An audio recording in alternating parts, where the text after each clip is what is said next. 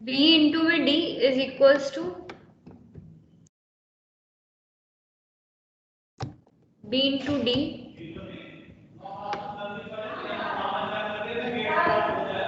Into में x bar is equals to integration of, अब dA में कौन कौन सी वैल्यू रखोगे, dx इंटू में dy इंटू में x का बार, x हम x मान के चल रहे हैं इंटू में x। अब dx भी है और dy भी है, तो हमें डबल क्यों लगाया, क्या डबल इंटीग्रेशन क्यों लगाया? वही बता रही थी, रुक जाओ। अब dx और dy ये दो विद रिस्पेक्ट टू आ गए कि इन दो के रिस्पेक्ट में डेरिवेटिव इंटीग्रेशन करना है, दो डेरिवेटिव आ गए, दो डेरिवेटिव को सॉल्व करने के लिए दो इंटीग्रेशन लगाने पड़ेंगे, एक x की लिमिट के लिए और एक y की लिमिट के लिए। तो x की लिमिट तो हमने देख ली थी, y की लिमिट कितनी हो जाएगी, 0 to d। 0 to d। अब इसी इक्वेशन को एक बार x के रिस्पेक्ट में इंटीग्रेट कर दो। अगर हम इसको x के रिस्पेक्ट में करें तो कैसे लिखोगे, x इंटू में dx इंटू में dy, ऐसे ही लिखेंगे ना।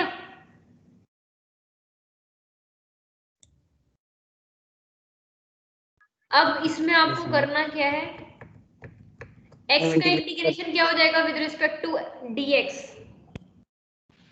x square by 2। इंटीग्रेशन हो गया x स्क्वायर बाई 2। ये हमने x के रिस्पेक्ट में कर दिया, जिसकी लिमिट कितनी चल रही है, 0 से b। अब एक इंटीग्रेशन और रहता है जिसकी लिमिट है आपका 0 से d और विद रिस्पेक्ट टू dy, ठीक है। अब इसको देखते हैं, सबसे पहले तो इसकी लिमिट वैल्यू डाल के इसको लिमिट को सॉल्व कर लेते हैं। तो x स्क्वायर में इसकी लिमिट डालो, कितनी आएगी, b square by 2। b square by 2। अब b स्क्वायर बाई 2 जो आया आपका, ये तो कांस्टेंट की तरह बिहेव करेगा, यस। ठीक है। तो कांस्टेंट को निकाल दो बाहर, साइड में देखो जो पीडीएफ है उसमें देख लो, जो b स्क्वायर बाई 2 है वो कांस्टेंट की तरह बिहेव करेगा, वो तो आ गया बाहर। अब बच गया dy, dy का इंटीग्रेशन होगा with respect to, sorry dy का इंटीग्रेशन होगा, लिमिट रहेगी 0 से d। अब देखो dy का इंटीग्रेशन बताओ कितना आता है, y। y, अब y में वैल्यू पुट करो 0 से d वाली, ये तो यानी कि b स्क्वायर बाई d हो गया, b square d by 2। Yes yes. समझ में आ रहा है सबको क्या कह रही हूँ मैं? Yes ma'am. एक्चुअली बेटा लिखने में ना थोड़ा पेंट में थोड़ी दिक्कत आ रही थी, इसलिए मैं कंप्यूटर सही से वर्क नहीं कर रहा, इसलिए मैंने पीडीएफ में ओरली बता रही हूँ। अगर दिक्कत आ रही है तो आई विल ट्राई दोबारा।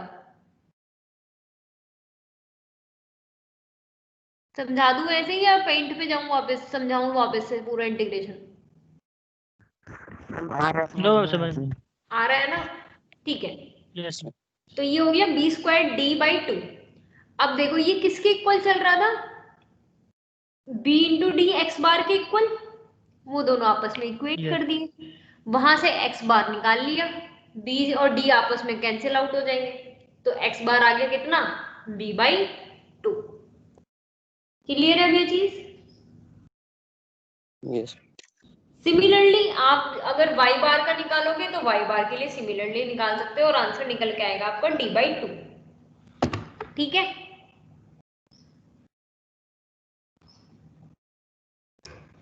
यस। नेक्स्ट पे चलते हैं। नेक्स्ट है आपका सेमी सर्कल। सेमी सर्कल के लिए मैम ये वाली पीडीएफ हम लोगों को भेजी है बेटा, सारी भेज चुकी हूँ मैं। आप ना जो व्हाट्सएप ग्रुप है उसके मीडिया पे सर्च करना, ठीक है। मैंने सारी पीडीएफ और सारी प्रेजेंटेशन सारी भेज रखी है। वो ठीक सब है? तो है मैम। हाँ, तो ये भी उसी के सारी चीजें मैंने एक साथ ही भेजी थी, ठीक तो है आपको पीडीएफ भी मिल जाएगी, मीडिया लिंक्स पे चेक कर लेना। ठीक है, अब देखो नेक्स्ट ठीक है है हमारा सेमी सर्कल।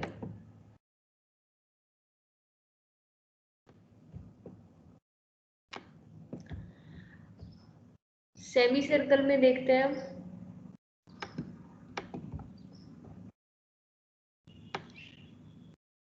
सपोज ये आपका सेमी सर्कल है। साइड में यार पीडीएफ देखते रहना, ज्यादा अच्छी ड्राइंग बनी हुई है। ठीक है, ये हो गया आपका सेमी सर्कल की एक्सिस दोनों। ठीक है, अब इस सेमी सर्कल का रेडियस है कैपिटल आर। हमें पता है सर्कल की इक्वेशन क्या होती है, that is x y square equal to a square. X square plus y square is equals to R का स्क्वायर।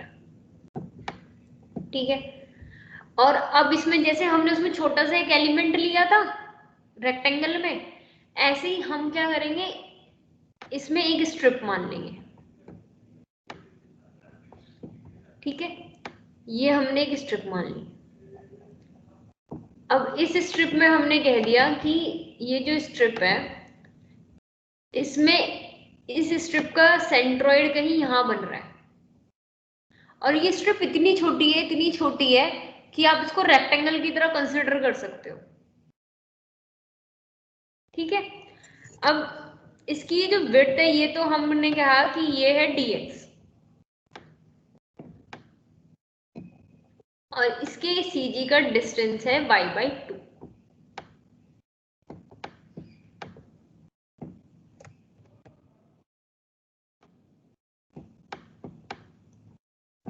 डायग्राम तो क्लियर है?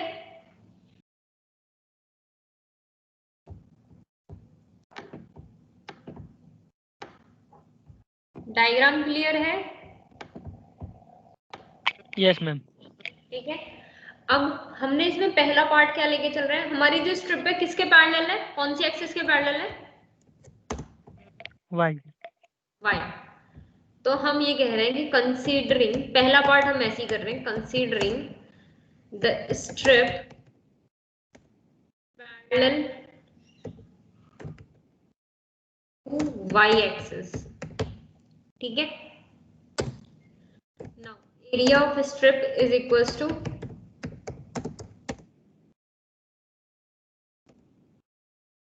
अब एरिया ऑफ द स्ट्रिप छोटा सा एलिमेंट है, तो हम इसको रिप्रेजेंट किससे करेंगे, dA से, और इसको हम क्या मान के चले हैं, रेक्टेंगल। Yes. अब Yes, अगर ये रेक्टेंगल है और इसका CG y/2 पे कर रहा है, तो इसकी पूरी डायमेंशन क्या हुई, वाई मैम। y। और रेक्टेंगल का एरिया का फॉर्मूला क्या है, Length into breadth. तो यानी कि यहाँ हो गया y इंटू में dx, लिख दे,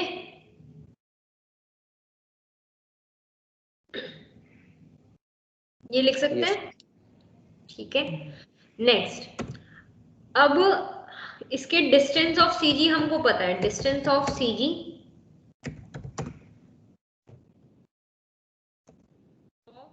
elemental area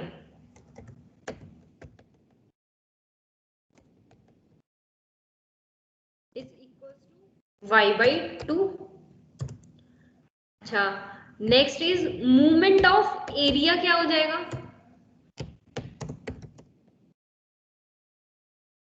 movement of area dA about x axis, कर दो भैया, about x axis. Movement of area के लिए फॉर्मूला क्या था,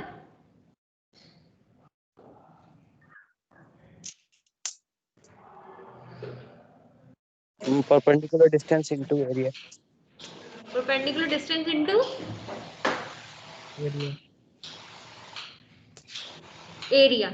यानी कि एरिया हो गया। एरिया अब हमें ले किसका रहे हैं, स्मॉल एलिमेंट का। तो अगर हम स्मॉल एलिमेंट का ले रहे हैं तो उसके लिए एरिया कितना हो गया, डी होगा। डी इंटू में। अब इसका perpendicular distance about x axis ले रहे हैं, तो एक्स एक्सिस से परपेंडिकुलर डिस्टेंस कितना हो गया, y/2। y/2। यहां तक क्लियर है चीज। Yes ma'am. अब यहाँ पे डीए की वैल्यू रख दो अपनी।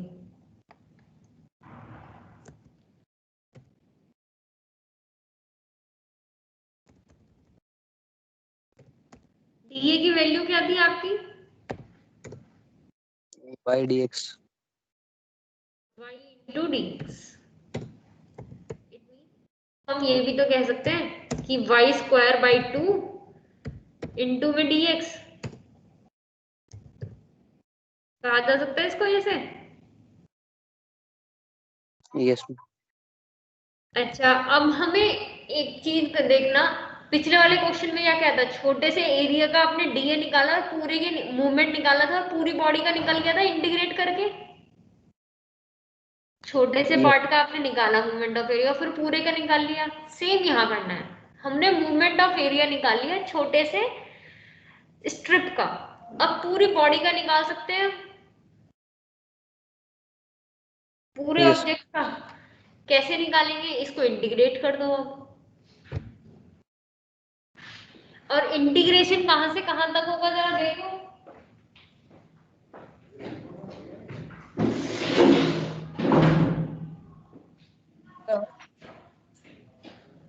इंटीग्रेशन के देखो दो तरीके हैं, या तो लिमिट आप रखो 0 to r और उसको कर दो ट्वाइस, 2 से मल्टीप्लाई कर दो, या दूसरा ऑप्शन क्या है, -r2। दोनों में से कोई सा भी तरीका कर सकते हो, जो भी आपको सही लगे।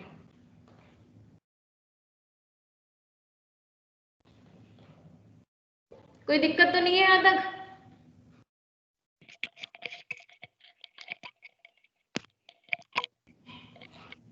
मैम। No ma'am. अब यानी कि अब मैं इसको ना वैसे लिख देती हूँ, इसका मतलब हम अगर ये कहें कि movement of area, total area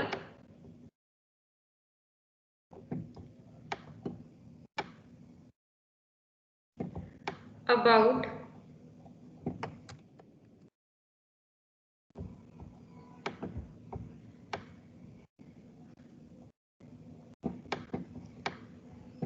x axis कितना हो जाएगा, इंटीग्रेशन ऑफ कौन सा लेना है, 0 to r ट्वाइस करना है या -r to r करना है।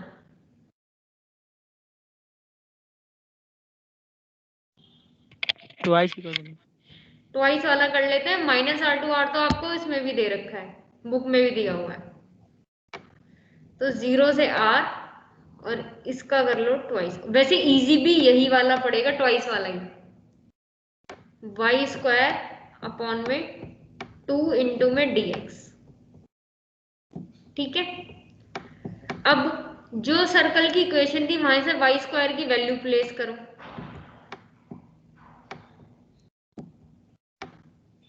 क्या हो जाएगा, r² माइनस का x²,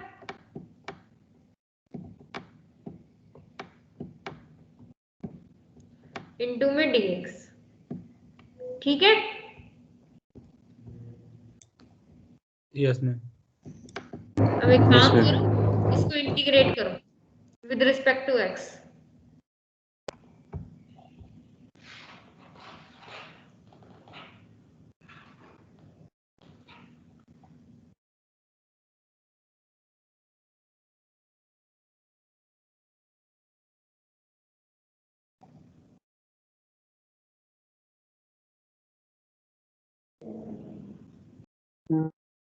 अब ये बाहर आ जाएंगे। हाँ जी,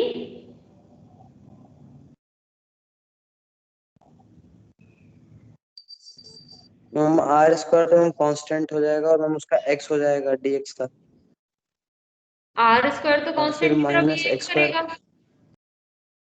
यस मैम। आर स्क्वायर तो कांस्टेंट की तरह बिहेव करेगा। आपको सिर्फ एक्स स्क्वायर का हम निकालना 2 है। निकाल देंगे तो 2 x cube by 3। X cube by 3।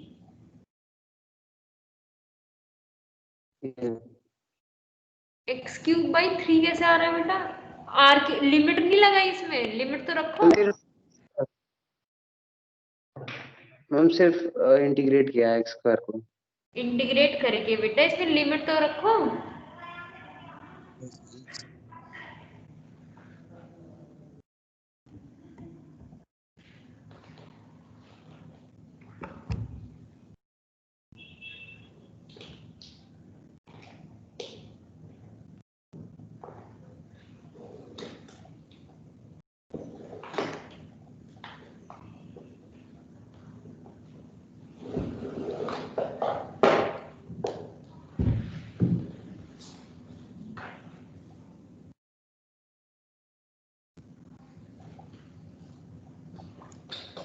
To are cube by 3 आ रहा है। बिल्कुल सही आंसर है।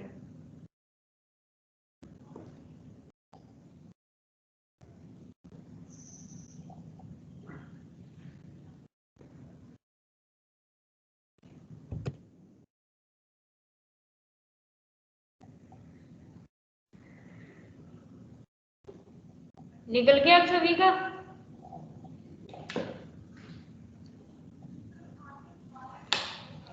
Yes, ma'am.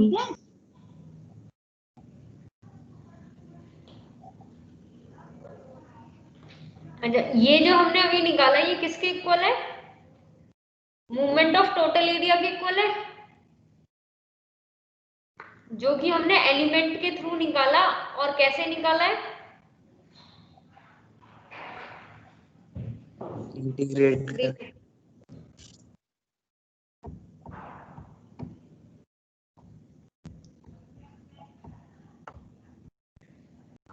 अभी जो आपने निकाला इंटीग्रेट करके, उसका फाइनल आंसर आया होगा 2r³ बाई 3। यस। ठीक है, तो एक्चुअली में जो ये आंसर आया है, ये वाला आंसर, ये कौन सा है, किसके इक्वल है? मूवमेंट ऑफ टोटल एरिया के इक्वल है। और वो भी कैसे? एलिमेंटल वाले के थ्रू इंटीग्रेट करके।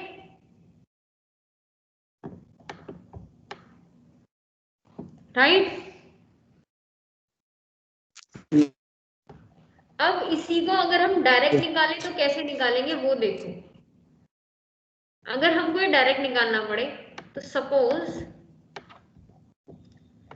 मान लेते हैं हमें टोटल एरिया निकालो, कितना आएगा?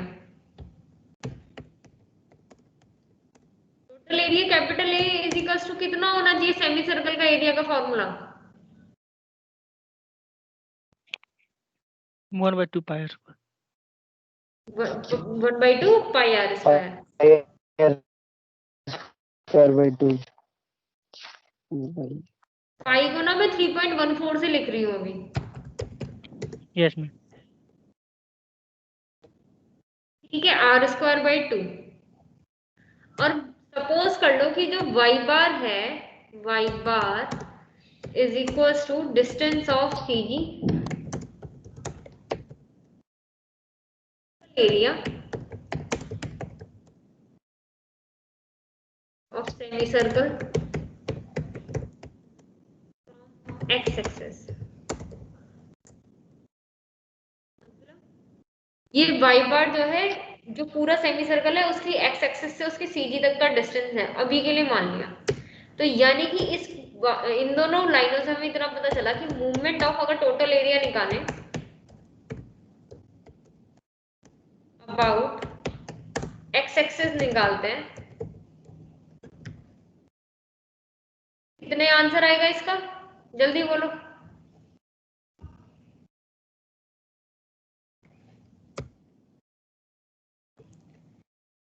मूवमेंट ऑफ टोटल एरिया कितना आएगा? कैपिटल A इंटू में perpendicular distance.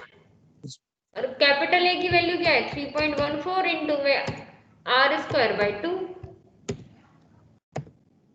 Into y. Into में वाई बार। अब जरा देखो,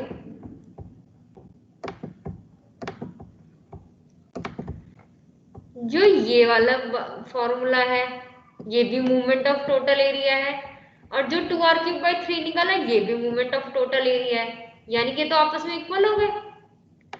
ये इक्वेशन नंबर 1 और ये इक्वेशन नंबर 2 आपस में इक्वल होगी।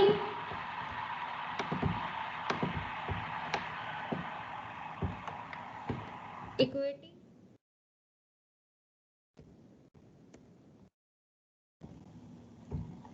इक्वेशन 1 एंड 2,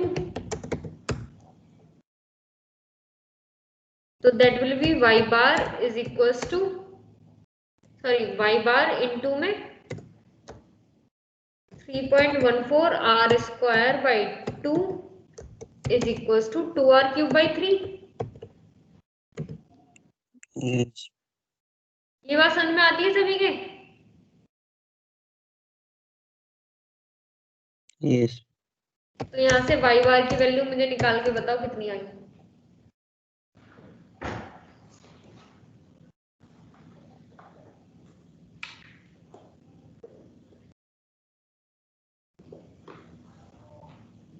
और 4r/3 पाई। 4r/3 पाई। सभी का आ गया? Yes ma'am. Yes, ma'am.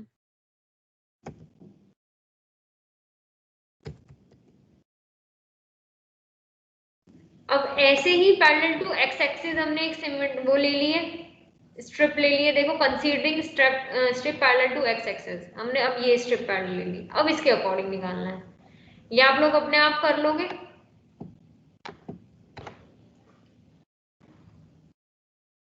देख लो एक बार, बता दो, और नहीं तो प्रैक्टिस कर लेना, नहीं होगा तो हम दोबारा क्लास में कर लेंगे। कर लोगे इसको अपने आप? Yes ma'am. यस मैम, करके देखें।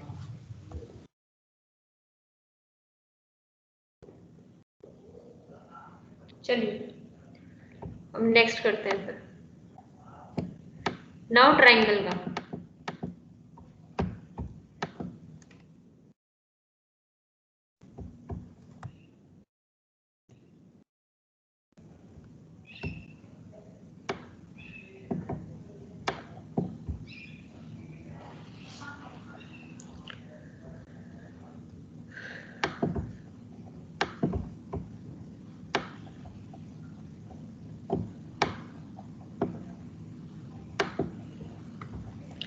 अब ट्राइंगल में हमने क्या करना है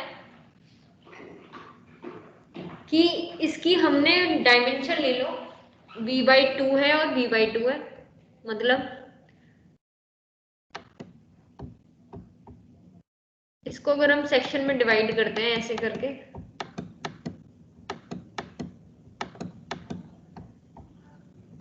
v/2 और v/2, और हाइट हो जाएगी h।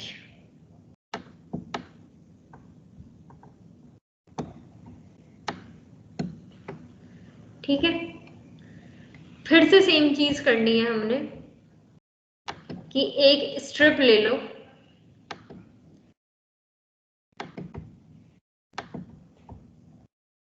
एक स्ट्रिप ले ली हमने ये,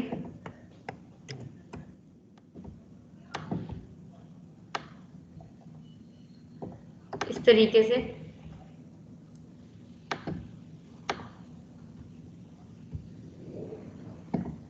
और इस स्ट्रिप की जो हाइट है that is equals to y। Again strip क्योंकि रेक्टेंगुलर है तो इसका CG कहाँ लाई करेगा, हाफ उसके यानी कि डायमेंशन। y/2 पे। यस। ठीक है, अगेन अब हमको ये पूरा, और इसकी नीचे हमने विड्थ ले ली dx।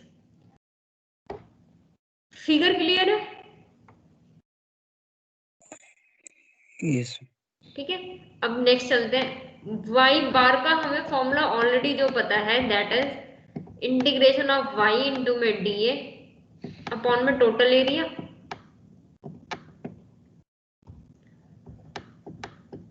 अब वाई क्या है, CG of small element. CG क्या है स्मॉल एलिमेंट का, y/2 y बाई टू, तो लिख दो y बाई टू।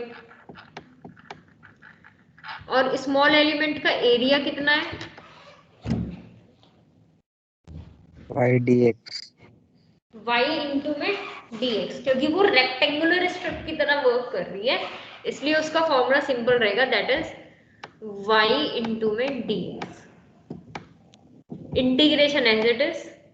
और पूरे ऑब्जेक्ट का टोटल एरिया कितना है, 1/2 HB half by into base into height है। हाफ इंटू में बेस इंटू में height, that is b into h। H। ठीक है, इस हाफ से ये हाफ कट जाएगा, ऊपर वाई स्क्वायर डी एक्स रह जाएगा, नीचे बी एच रह जाएगा। कोई दिक्कत तो नहीं, ठीक है।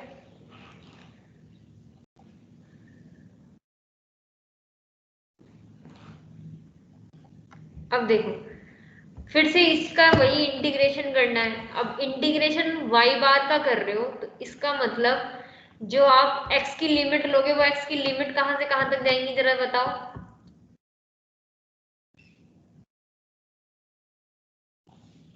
-b/2 to +b/2 बेटे वो हाँ -b/2 से +b/2 टू b/2 तक, या फिर दूसरा बताओ, 0 0 से to b/2 ट्वाइस करके। 0 टू b/2 और ट्वाइस। तो हम अगेन ट्वाइस वाला कर लेते हैं, क्योंकि ये बहुत इजी पड़ जाएगा। ठीक है, इसको इंटीग्रेट करते हैं। तो देखो जरा, y bar is equals to y square into में dx बाई बी एच, और इसको yes इंटीग्रेट कर दो आप वही 0 से b/2 के लिए, और इसको कर दो ट्वाइस। ठीक है, यहां तक तो क्लियर है ना। हम राइट हैंड साइड में हम अगर इंटीग्रेट कर रहे हैं तो लेफ्ट हैंड साइड में हम कोई चेंज नहीं आएगा। बेटा फॉर्मूला ही हुआ है ना, वो फॉर्मूला ही तो यहाँ से ड्राइव होके निकला है, रेक्टेंगल के में नहीं ड्राइव किया अभी हमने फॉर्मूला। रेक्टेंगल के में यही तो किया था, ए वाई इंटू में बार इज इक्वल्स टू ये एरिया यहाँ चला गया था, ये फॉर्मूला वो ही है कौन, बेटा ऐसे करके।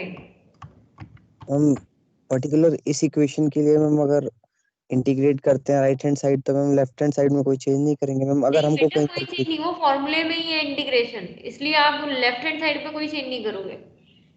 ओके ठीक है, अब इक्वेशन ऑफ लाइन कितनी है, कौन सी है, क्या होती है, y is equals to m x plus सी।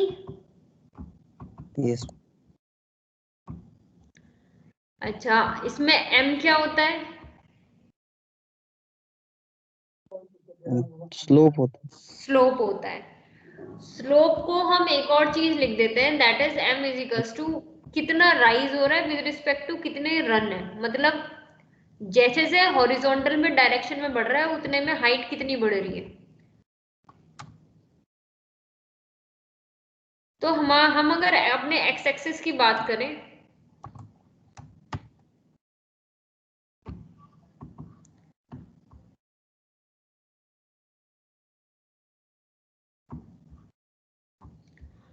अगर हम इस डायरेक्शन की बात करें तो रन कितना है हमारा मैक्सिमम,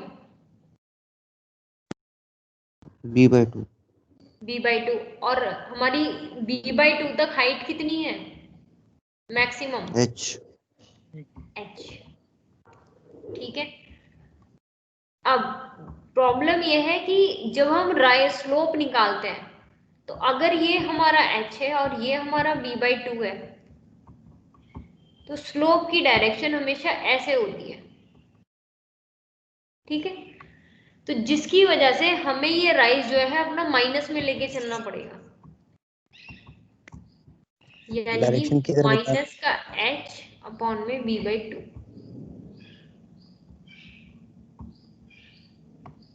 हम डायरेक्शन किधर बता आपने हम दिखा नहीं। डायरेक्शन बेटा नीचे की तरफ, पीडीएफ में मैंने बना रखा है, ये रही डायरेक्शन।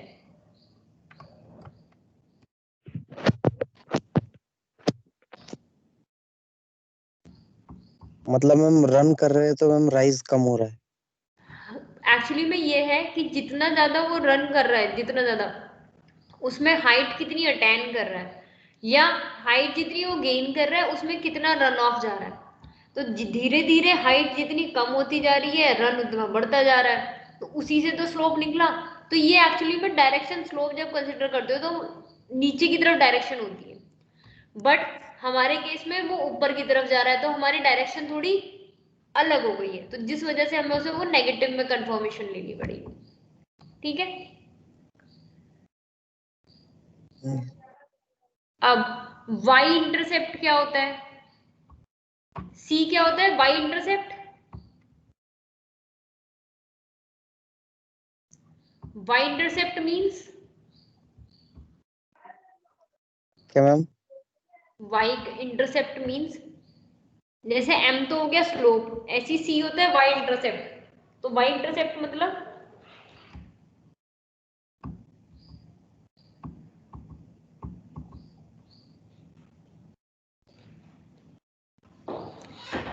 y इंटरसेप्ट मतलब कि y एक्सिस पे कितनी ज्यादा उसने राइज ली है, या कितना ज्यादा उसकी हाइट है, y एक्सिस पे कहां तक है फिगर। तो हमारी कहां तक है फिगर, h तक।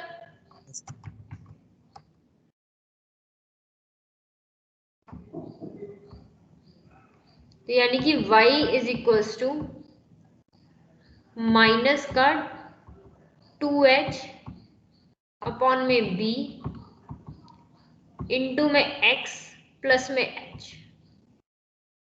ये बात क्लियर है अब या नहीं है ये वाली। यस। अब यहां से वाई स्क्वायर की वैल्यू निकालो कितनी आएगी। वाई स्क्वायर की हाँ जी,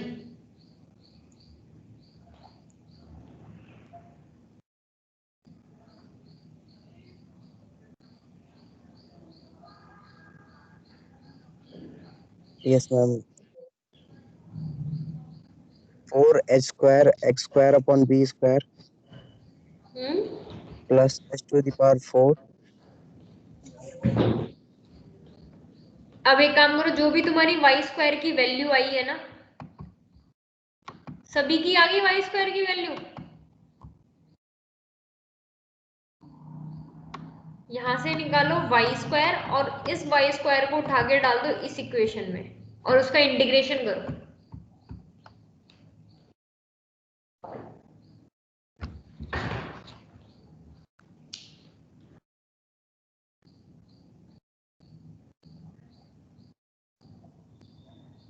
यस मैम।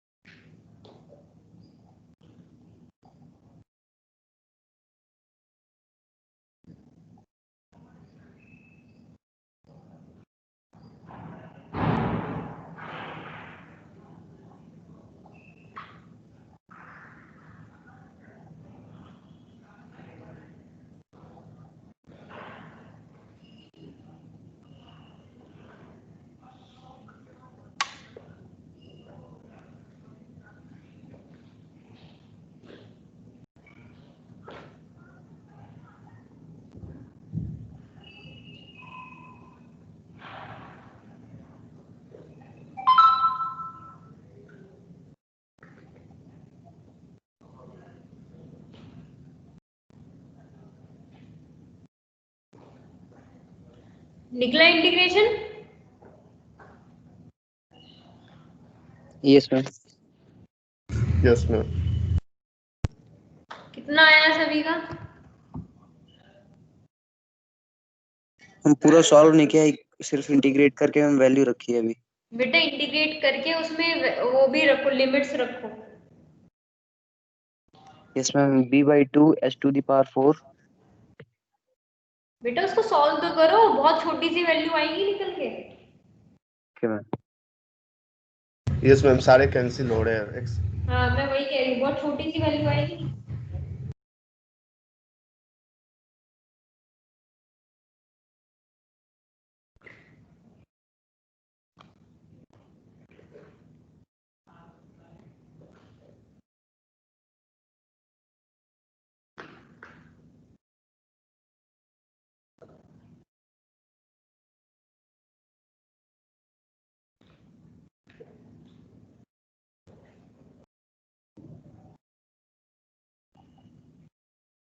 h/3 ma'am. हाँ h/3।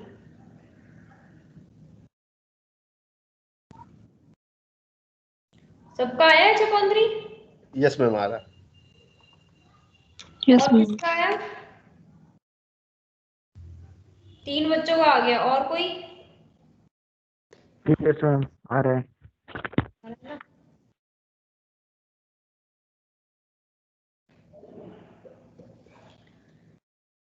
देखो हमने ट्राइंगल का यही पढ़ा था ना, h/3 पे ही लाई करता है।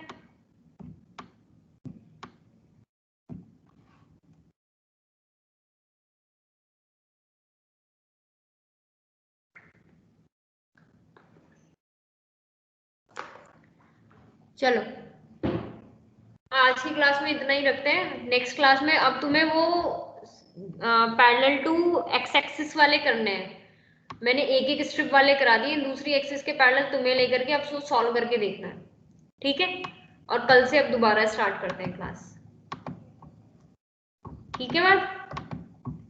Okay ma'am. Ma'am now you can leave the class. Hello ma'am. हाँ जी। Ma'am second moment of area, ma'am moment of inertia, second moment of inertia में मोमेंट ऑफ एरिया ले लेते हैं उसको।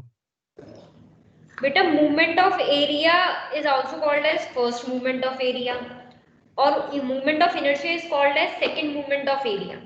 मतलब मूवमेंट ऑफ एरिया का एक बार और आपको मूवमेंट लेना पड़ता है, तब वो सेकंड मूवमेंट ऑफ एरिया बनता है, या फिर आप कह लो कि मूवमेंट ऑफ इनर्शिया बनता है। पढ़ना है हमें उसके बारे में, अभी उसके नेक्स्ट टॉपिक वही आएगा। यस मैम, बस यही पूछना था, ये मोमेंट ऑफ एरिया इनर्शिया में आ गया है अभी। हाँ वो एक्चुअली में सेकंड मूवमेंट ऑफ एरिया होता है, मूवमेंट ऑफ इनर्शिया। आप मूवमेंट ऑफ एरिया कैसे लेते हो? एरिया इनटू में परपेंडिकुलर डिस्टेंस, ये तो हो यस गया मैम। Movement of area. अब इसी का दोबारा पैरेलल एक्स एक्सिस के अबाउट या किसी भी एक्सिस के अबाउट परपेंडिकुलर डिस्टेंस से दोबारा मल्टीप्लाई कर दोगे तो वो हो जाएगा मूवमेंट ऑफ एरिया, यानी कि सेकंड मूवमेंट ऑफ एरिया, और यस उसी को हम कहते हैं मूवमेंट ऑफ इनर्शिया, यस ठीक है? Yes ma'am. Now you can leave the class. Thank you.